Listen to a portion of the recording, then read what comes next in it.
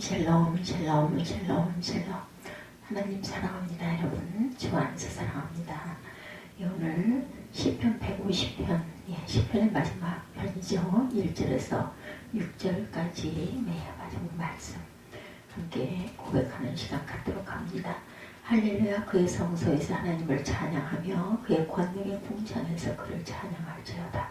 그의 능하신 행동을 찬양하며 그의 지극히 위대하심을 따라 찬양할지어다. 나팔소리로 찬양하며 비파와 수금으로 찬양할지어다.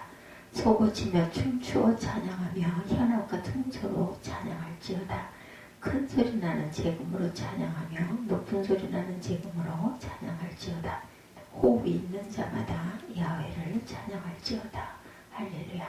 마지막 6절이 호흡이 있는 자마다 야훼를 찬양할지어다. 할렐루야. 이렇게 끝이 납니다. 마틴 루터는 세속의 세계에는 수없이 많은 위대한 시와 아름다운 노래가 있는데 교회에는 썩고 생명이 있는 예술로 가득하다. 이렇게 한탄을 했다고 하네요. 마틴 루터가 1529년에 내주는 강한 섬이여 방패와 병기 대신에라는 곡을 쓴 위대한 작곡 작사가이기도 한데 이 곡은 개혁의 노래다 이렇게 불리고 있습니다. 그는 시편 46편에 기초해서 이 곡을 썼어요. 하나님은 우리의 피난처시요 힘이시니 환난 중에 만날 큰 도움이시라. 여러분들 기억나시죠? 그러므로 땅이 변하든지 산이 흔들려 바다 가운데 빠지든지 바닷물이 솟아나고 뒤돌든지 그것이 넘침으로 산이 흔들릴지라도 우리는 두려워하지 아니하리로다. 아멘. 오늘 세계에 흩어져 있는 개혁교회들이 종교개혁을 기념하는 예배를 드리는 날들이 있으세요. 많은 개혁들 중에 예배의 개혁을 희망하며 말씀을 증거합니다. 누구를 예배할 것인가? 인간은 본질적인 예배적 존재라고 하죠. 문제는 누구를 예배하는가에 있습니다. 고대 사람들은 자연을 예배했어요. 그들은 태양을 예배합니다. 강과 바다를 예배하고 나무와 식물을 예배했어요. 땅에 기어다니는 동물과 하늘을 나는 새를 예배합니다. 그리고 심지어 자신이 손으로 만든 조각상을 예배하기도 합니다. 어떤 물체를 예배하는 거죠. 그렇지만 지성이 발달한 시대를 살아가면서 사람들은 더 이상 자연을 예배하지 않습니다. 자연은 재배의 대상이지 더 이상 예배의 대상은 아니다. 지배의 대상이지 더 이상 예배의 대상은 아니다. 자연을 이긴 인간에게 외부 세계는 더 이상 예배의 대상은 아닙니다. 그런데 무서운 적은 오히려 인간 내부에 있죠. 세상을 지배하게 된 인간에게 이제 남은 예배의 대상은 누구일까? 그것은 바로 자기 자신입니다. 사람은 자신 외에 하나님의 계심을 잊게 되었어요. 이것은 현대인들만의 문제는 아니죠. 창세기는 인간의 시작에 대해서 이렇게 증거합니다. 하나님의 창조 이야기는 하나님의 보시기에 좋았더라 라는 말로 끝나죠. 7일 동안 하나님의 창조는 모두 좋았더라로 끝이 났습니다. 그런데 이 아름다운 이야기는 창세기 3장도 넘기지 못합니다. 3장에는 인간의 첫 번째 범죄에 대한 기록이 나타나죠. 사람이 하나님처럼 되기 위해서 하나님께서 금하신 선악과를 따먹는 사건이 일어나죠.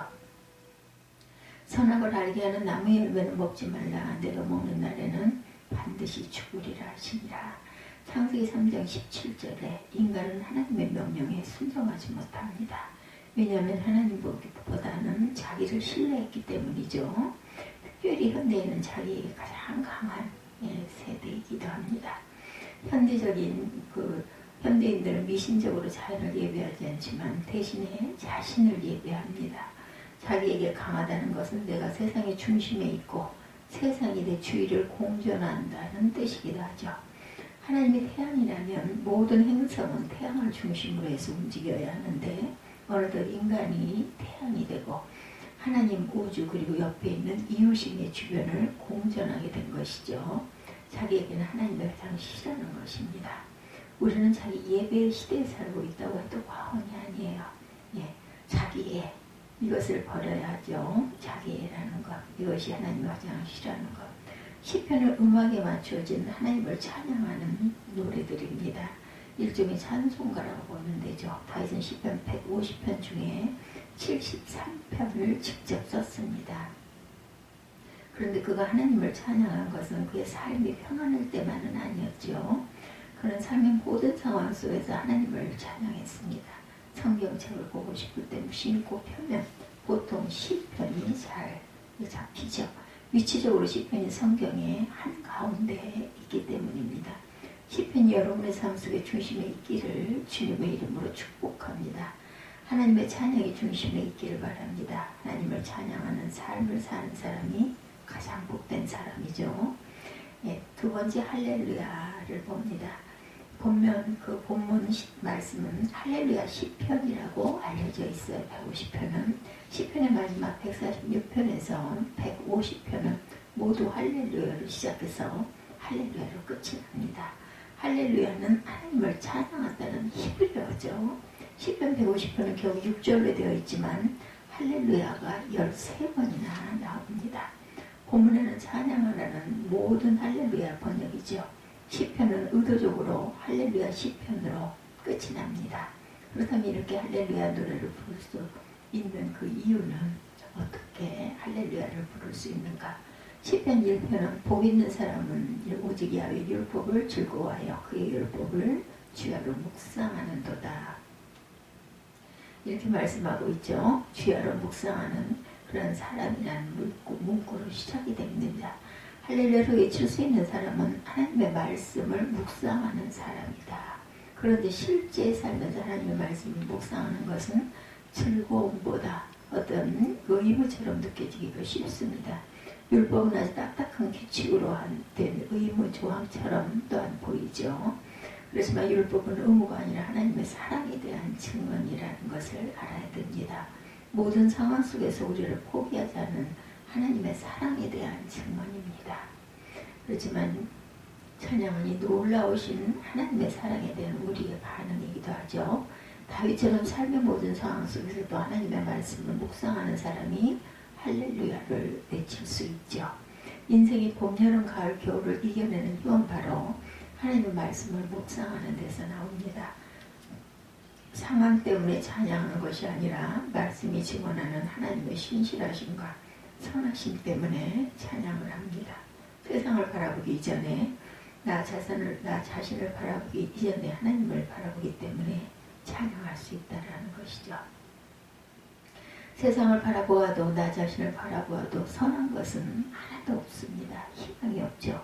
그렇지만 하나님을 바라보면 희망의 노래를 부를 수 있습니다. 찬미의 노래를 부를 수 있습니다. 찬양은 하나님의 말씀을 묵상하고 하나님의 임재를 연습하는 사람들이 부르는 노래, 상황과 관계없이 하나님을 찬양하는 것이죠. 시편을 읽어보면 많은 경우의 앞부분에서는 고난한 상황에 대한 허탄한 울부짖음이 중심을 이루지만 마지막 부분은 하나님에 대한 찬양과 신뢰의 고백으로 끝이 납니다. 전반부와 후반부를 잇는 접속사는 그럼에도 불구하고 nonetheless 입니다. 그럼에도 불구하고 찬양하는 거죠. 하나님을 알지 못해도 찬양의 노래를 따라 부를 수 있다라는 것. 그렇지만 하나님을 경험하지 않으면 진정으로 찬양할 수는 없습니다. 이 말은 그럼에도 불구하고라는 고백이 없으면 찬양할 수 없다라는 것. 찬양은 대중과의 콘서트에서 내가 좋아하는 노래를 부르는 것과는 다릅니다. 일반 음악이 자기 중심적 노래를 한다면 찬양은 절대적으로 하나님이 중심적이죠. 1절 성령과 궁창에서 부르는 찬양, 말씀은 찬양이 불리는 두 개의 공간에 대해서 이야기합니다. 성령과 궁창에서 부르는 찬양. 1절 할렐루야 그의 성소에서 하나님을 찬양하며 그 권능의 궁창에서 그를 찬양할지다. 이렇게 되어 있기 때문에 권능과 궁창이죠.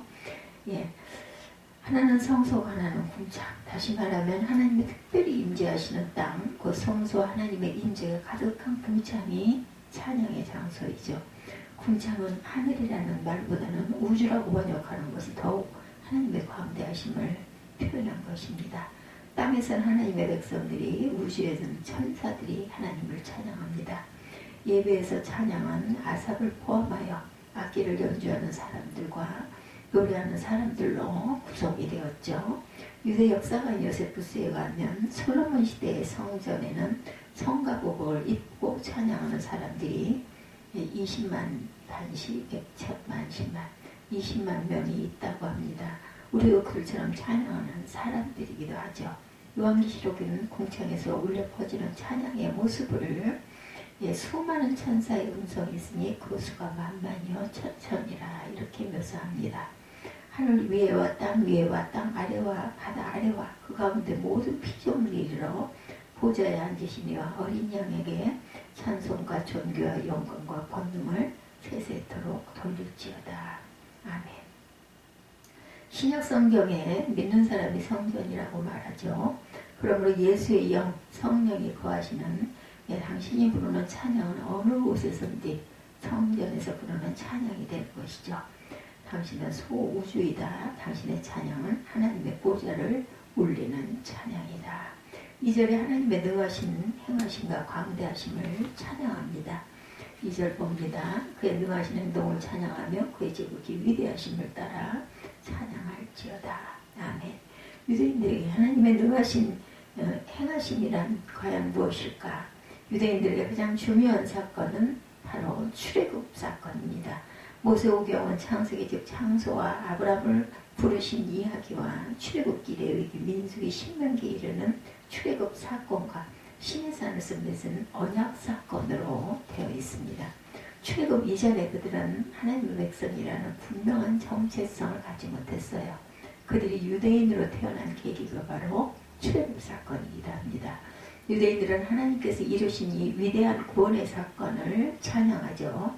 시편 78편, 136편이 그 모본입니다.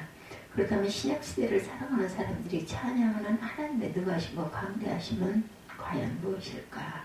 우리는 이스라엘 백성이 이집트를 떠나 홍해를 건넌 약속의 땅에 들어간 것처럼 죄의 땅을 떠나 구원의 세례를 받았어요. 그렇죠? 그리고 약속의 땅, 지금 구원의 하늘나라까지 오게 된 사건을 찬양할 것입니다. 이 사건이 바로 우리가 영원토록 하나님을 찬양해야 할 이유이기도 합니다. 죄악 중에서 죄의 종으로 하나님의 자녀가 된 이 사건은 한 번의 축제로 끝날 수 있는 사건이 아니죠. 죄의 종에서 하나님의 자녀가 된 사건. 하나님의 구원을 찬양하는 일은 이 땅에서 우리가 사는 동안 그리고 하나님의 나라에서 우리가 영원히 해야 할 일이다. 나 같은 죄인 살리신 그 은혜 놀라와 이것은 우리가 불러야 할 영원한 노래가 됩니다. 그리고 모든 일상 속에서 하나님의 창조와 구원을 우리는 찬양해야 되죠. 하나님께서 창조하시는 가정, 자녀로 인해서 찬양해야 하고 오늘 하루도 안전하게 보호하시는 하나님을 또한 찬양해야 합니다. 3절과 5절은 모든 악기로 찬양하라 이렇게 되어 있습니다. 3절에서부터 5절까지 나팔소리로 찬양하며 기파와 수금으로 찬양할지어다. 소고치며 춤추며 찬양하며 현악과 퉁소로 찬양할지어다. 큰 소리 나는 재금으로 찬양하며 높은 소리 나는 재금으로 찬양할지어다. 호흡이 있는 자마다 여호와를 찬양할지어다. 할렐루야. 아멘. 우리는 모든 일상 속에서 찬양하고 또한 큰 소리 나는 재금으로 나팔소리로 소고를 치며 찬양하고 현악과 퉁소로 찬양하고 춤추며 찬양해야 된다는 거죠. 모든 악기 그리고 모든 호흡 있는 자마다 여호와를 찬양해야 합니다. 우리 모두는 찬양해야 될 존재들이다. 모든 악기로. 마이클 카드라는 CCM 작곡가는 예배자가 된다는 것은 하나님의 엄청난 사랑 앞에 모든 방법을 동원해 반응하는 삶이며 그러한 반응을 창조적인 예술로 승화시키는 것이다. 이렇게 말했어요. 우리는 모든 것을 동원해서 하나님을 찬양해야 되죠. 찬양에는 다양한 악기가 사용됩니다.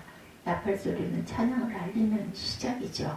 기파와 수금, 부드러운 소리를 내는 악기입니다. 소고는 음악의 리듬감을 살려주는 타악기, 탬버린입니다. 그리고 퉁소, 플룻이죠. 목관 악기로 사용됩니다. 그리고 높은 소리가 나는 재금, 심벌과 진 같은 악기도 사용됩니다. 모든 것이 악기가 될 수 있다. 하나님을 찬양하기 위해서 특별한 악기는 없습니다. 하나님을 찬양하기 위한 하모니를 만들기 위해서 모든 형태의 악기가 동원될 수 있고 우리는 최고의 찬양을 드려야 되겠다. 온 마음과 온 몸으로 모든 것을 다 동원해서 찬양에는 성악 악기뿐만 아니라 또한 춤, 워십이라고 하죠. 다윗은 하나님의 법궤가 성전으로 옮겨질 때 왕의 신부님에도 불구하고 신나게 춤을 추었습니다. 다윗이 야훼 앞에서 힘을 다하여 춤을 추는데 사무엘하 6장 14절이죠. 149편에는 춤추며 그의 이름을 찬양하며 소고와 수금으로 찬양한다라고 표현됩니다. 또한 박수치며 찬양합니다. 너희 만민들을 손바닥 걸치고 즐거운 소리로 하나님께 외칠지어다. 아멘. 시편 47편 1절에 이사야는 만물이 찬양하는 모습을 묘사합니다. 산들과 언덕들이 너희 앞에 노래를 바라고 또한 그의 모든 나무가 손뼉을 칠 것이다. 이렇게 출애굽한 이스라엘 백성들이 처음으로 했던 것이 바로 찬양하는 것이었다는 것. 출애굽 14장에는 홍해를 건너는 사건이 기록되어 있고 15장에는 구원의 노래가 따라서 나옵니다. 이때 모세와 이스라엘 자손이 이 노래를 야훼께 노래한 일렀을 때 내가 야훼를 찬송하리니 그는 높고 영화로우시며 말과 그 탄자를 바다에 던지셨음이로다. 아멘. 야훼는 나의 힘이시여 노래시며 나의 구원이시로다. 그는 나의 하나님이시니 내가 그를 찬송할 것이요 내 아비의 하나님이시니 내가 그를 높이리라. 출애굽 15장 1절과 2절입니다. 바로 이때에도 악기가 동원되고 춤추며 찬양하는 모습의 흔적이 보이죠. 아론의 누이 선지자 미리암이 손에 소고를 잡음에 모든 여인도 그를 따라 나오며 소고를 잡고 춤춘다. 출애굽 15장 20절입니다. 또한 네 번째로 6절 시편의 마지막 표현은 호흡이 있는 자마다 야훼를 찬양할지어다. 할렐루야. 호흡이 있는 자는 호흡이 있는 모든 피조물을 의미합니다. 시편 148편은 찬양을 해야 한 여러 종류를 언급하죠. 너희 용들과 바다여 땅에서 야훼를 찬양하라. 불과 우박과 눈과 안개와 그의 말씀을 따르는 광풍이며 산들과 모든 작은 산과 과수와 모든 백향목이며 짐승과 모든 가축과 기는 것과 나는 새며 세상의 왕들과 모든 백성들과 고관들과 땅의 모든 재판관들이며 총각과 처녀와 노인과 아이들아 야훼 이름을 찬양할지어다. 아멘. 즉 모든 만물은 하나님을 찬양해야 한다. 호흡하는 이유는 바로 하나님을 찬양하기 위해서입니다. 그렇다면 찬양이 없는 삶은 곧 의미 없는 삶이다. 살아있는 삶이 아니겠죠? 찬양이 없는 삶. 만약 당신에게 호흡이 있다면 찬양해야 한다. 숨이 다하기까지 찬양해야 합니다. 사람은 건강할 때 자신이 호흡한다는 사실을 잘 인지하지 못하죠.